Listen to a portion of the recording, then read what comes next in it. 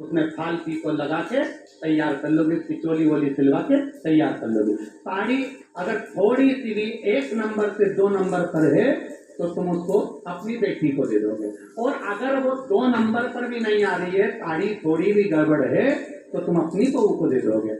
और अगर और भी ज्यादा गड़बड़ है, ना बहू के काम की, ना फिर वो बेटी के काम की, और ना फिर वो तुम्हारे काम की, तो तुम उसको पैकिंग कर कर भागवत जी पे चढ़ा दो।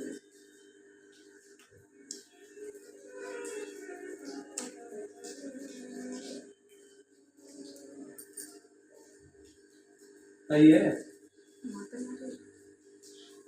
अब तुमने उसको भागवत जी पे चढ़ा दिया, अब तुम क्या सोच के चढ़ाई कि पंडित जी की पत्नी पहनेगी,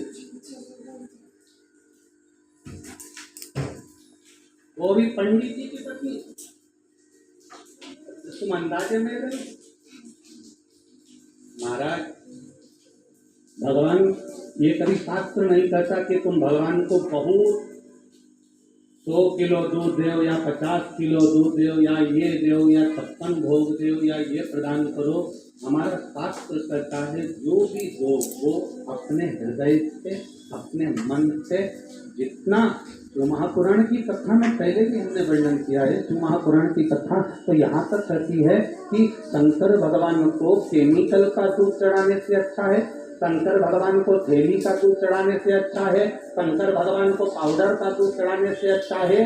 कहीं किसी के यहाँ देसी गाय हो, उसका केवल एक छोटी सी चम्मच का भी आधा चम्मच, 4 बूंद दूध भी अगर मिल जाए और आपने शिव जी को चढ़ा दिया तो शंकर प्रसन्न हो जाते हैं। यहाँ बाबा ये नहीं कर रहे कि तुम उसको 100 किलो दूध चढ़ाना या 50 किलो दूध चढ़ाना या 25 किलो दूध चढ़ाना।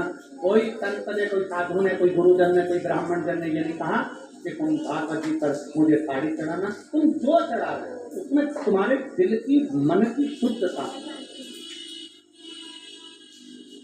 जमुना दास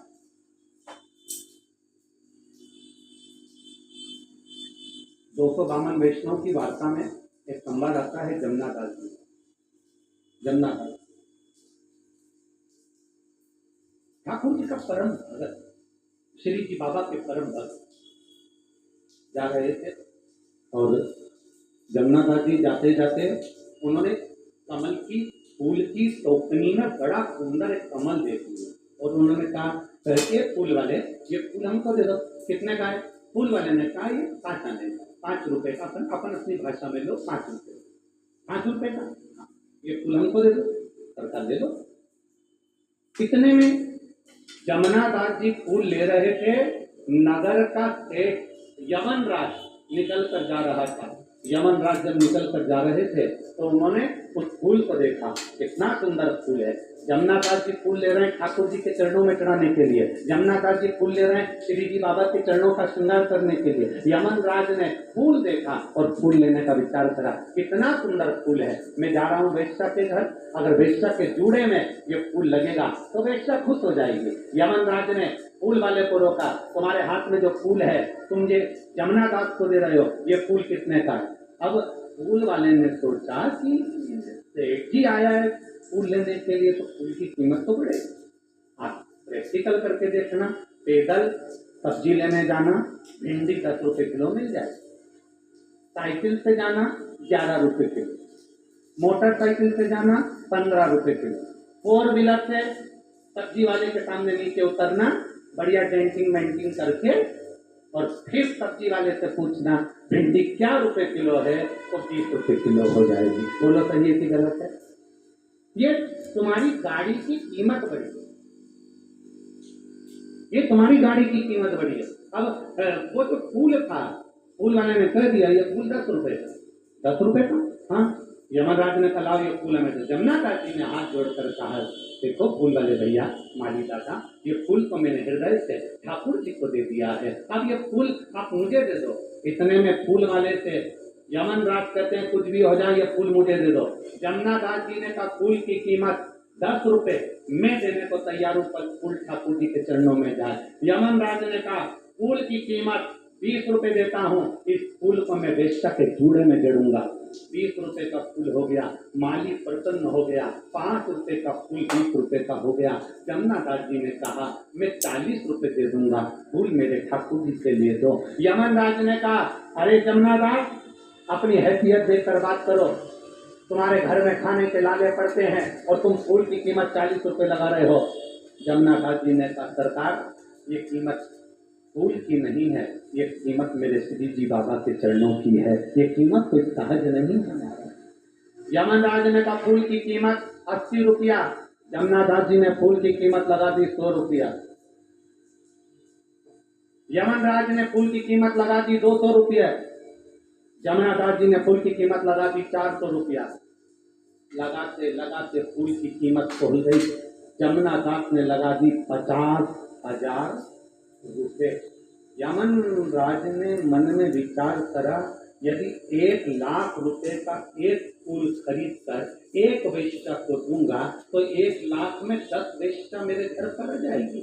क्यों फालतू का पैसा बर्बाद करूं? 50,000 रुपए फूल के लगाए। जमुना दास जी के पास धन नहीं था, बहन के घर गए, दीदी मेरे पास में धन नहीं, फूल मेरे ठाकुर के चरणों को देना है, कुछ कृपा कर दे।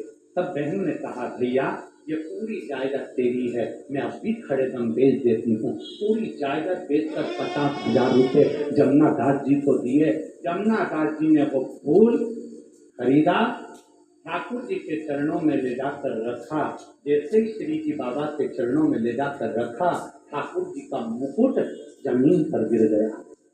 जमीन जैसे ही मुकुट जमीन पर गिरा, जमुना दास जी की आंखों में जल भर गए और जमुना दास जी रोते हुए ठाकुर जी से पूछने लगे श्री जी बाबा, ओ ठाकुर, क्या मेरा फूल पसंद नहीं आया? ठाकुर जी कहते हैं जमुना दास, इस फूल के आगे ये हीरे का मुकुट हल्का लग रहा था, इसलिए फेंक दिया। ठाकुर जी ने अपने हाथ से फूल उठाया और अपने हस्त कमल पर धारण करा। आज भी नाथद्वारा के श्री जी बाबा का जब दर्शन करोगे, पूरे शरीर पर तुम्हें कोई फूल नजर आए ना आए, ठाकुर जी का जो हस्त कमल ऊपर रहता है, आज भी जमुना दास का फूल उस हाथ पर रखा जाता है, जमुना दास जी के भाव से।